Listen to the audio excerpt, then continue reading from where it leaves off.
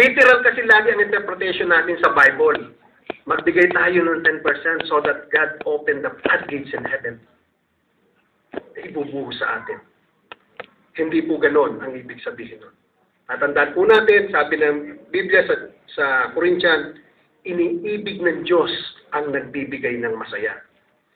At pakanatandaan po natin na sinasabi dito sa Awit, chapter 37, verse 25-26, sabi niya, ako'y naging bata at ako'y matanda na. Gayon may hindi ko nakita ang matuwid na pinabayaan ni ang kanyang lahi man ay nagpalibos ng tinapay.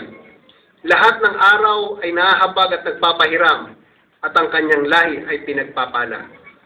Pinagpapala po ang lahi ng ang pamilya o ang generation through generation ng mga taong sumusunod dun sa ayon sa pamantayan ng Diyos sa mga bagay na pinahiram sa kanila. Kaya kung makikita ko natin may mga pamilya dito sa ating bayan